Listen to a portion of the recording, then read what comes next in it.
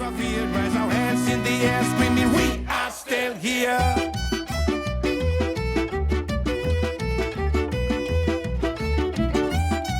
My name is Dareen Amouri. I'm Palestinian living in Haifa in the northern area of historic Palestine. And yeah, so I work at the Arab Culture Association.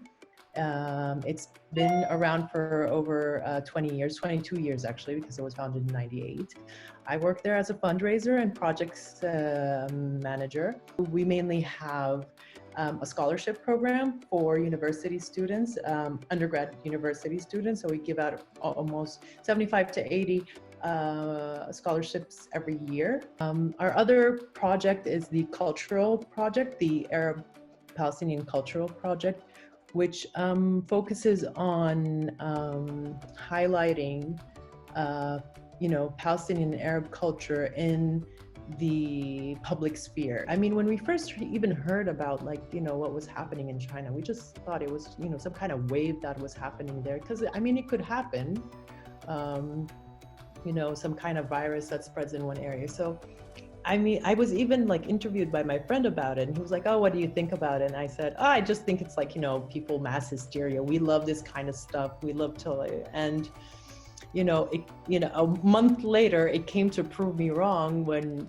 we actually went into lockdown. It was very frightening. I feel like when we're going to look back at it, it's going to seem different. Today, I was just wondering, when are we going to get to that point when you you take out your summer clothes and then you find in one of your pockets, a mask, and you're like, oh, wow, that's from the times of Corona. So I'm waiting for us to get to that point, No one ever expected that we would have to be locked inside our houses and to be so afraid from the most natural thing for us humans, which is interacting. This is why we form, culture. This is why we form society. It's because we come together and we help together, and it's a natural instinct for us to be in groups. And then now it's no. I actually, after the first couple of weeks, I guess I got into a depression. It was very hard on me because I live by myself also.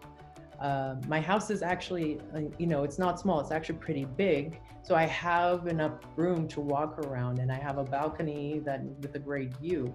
But after a while, even with having a routine of waking up, doing meditation, yoga, and working out, and then cooking, and then, doing my job, and then, then talking to my family over Zoom and my friends.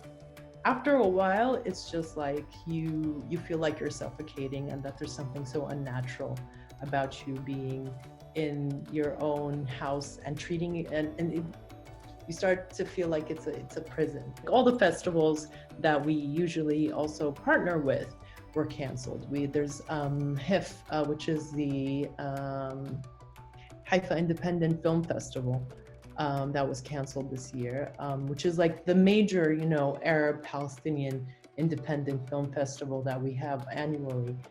There was the Maharajaz festival, which is a music festival, also got canceled. Been in touch with a lot of performers and artists, and they were really frustrated because I would ask them to give me an alternative for what they can do online over Zoom.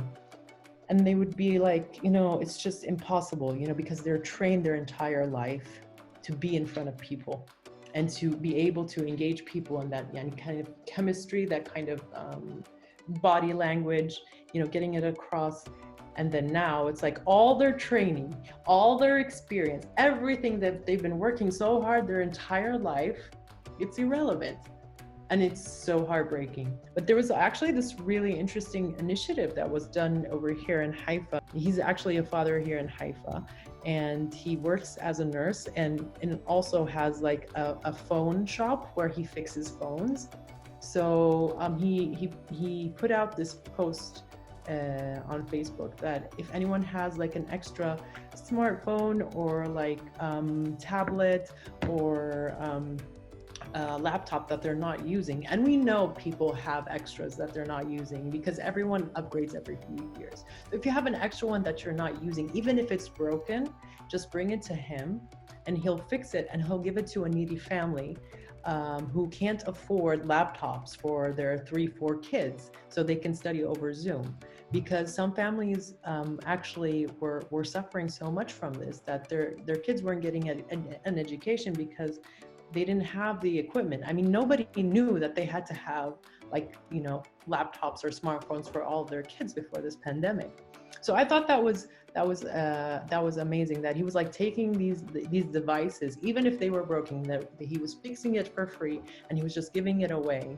And in order to just like maintain that these children get the education that they need. The reason I do what I do, other than the fact, is because I had this image when I was 13 years old of, being in a UN van and like driving around and helping out refugees. That's how it started for me. Even if I don't have a role, it's important for me to be part of this society that can create a kind of change that maybe if I don't see it right now, it will have a better effect in the years to come, maybe in 10, 15, even if it's like 100 years.